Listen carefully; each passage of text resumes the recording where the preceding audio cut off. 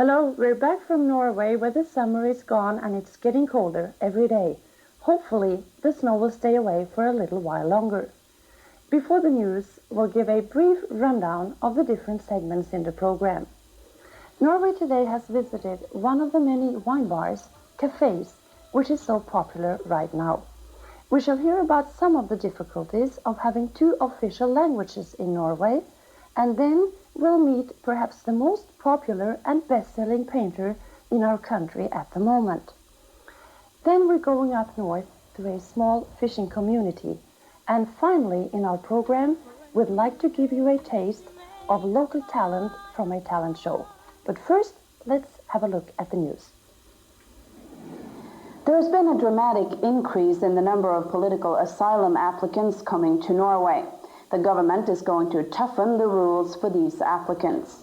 Norwegian policemen are currently stationed at the airport in Copenhagen, Denmark, where they check passports and papers of possible asylum applicants coming to Norway. The government wants to favor refugees. 6 young Norwegians were killed when their Cessna 185 plane crashed in Longyearbyen on the island of Svalbard on October 10th. Svalbard is located north of the mainland and is owned by Norway. The 6 young people were on their way to a party when their plane crashed right after takeoff. The catastrophe in Chernobyl last April has cost the Norwegian state millions of dollars. Thousands of sheep and reindeer must be slaughtered and buried due to high levels of radioactivity in the meat. Norway is one of the countries which has been hit the hardest by radioactive fallout after the Chernobyl accident. It is still too early to say how much it has cost the state economically. The Norwegian Socialist government presented next year's budget proposal on October 6th.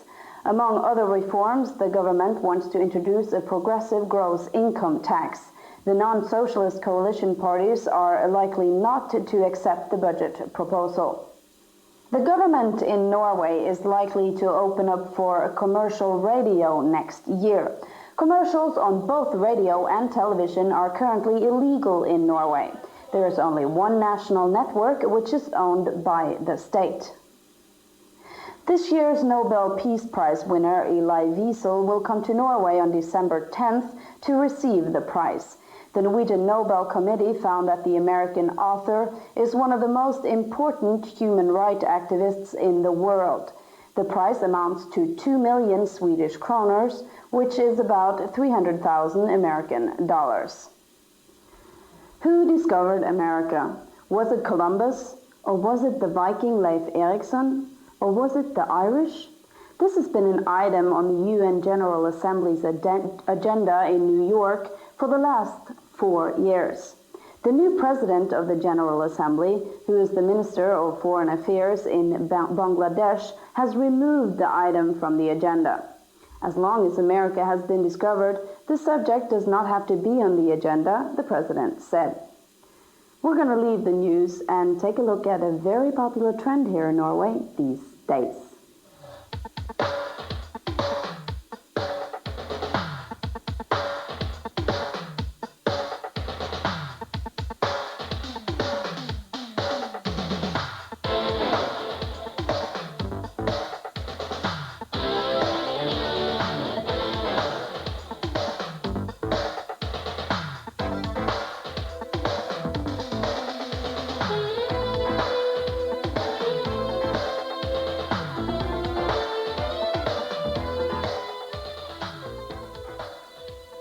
Trendy, chic, fun, exciting. Or words the young ones use for the new wine bars that now has popped up in Norway.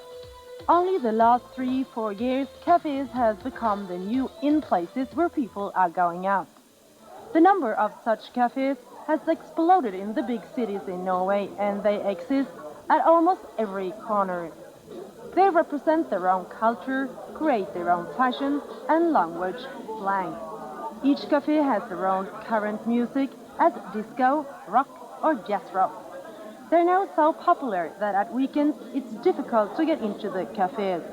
Each place serves beer and wine and the food is small snacks. You don't go to a cafe for a good meal.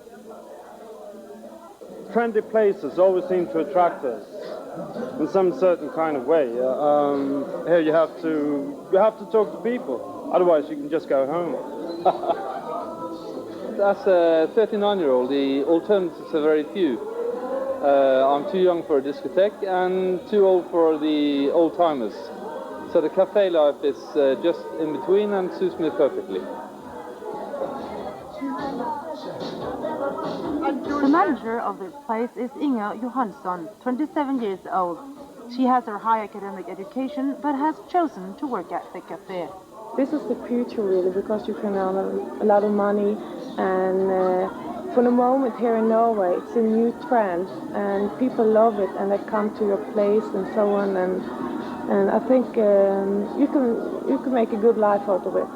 But would you say that the cafe culture is special in Norway? Maybe, because we are not used to that kind of life really.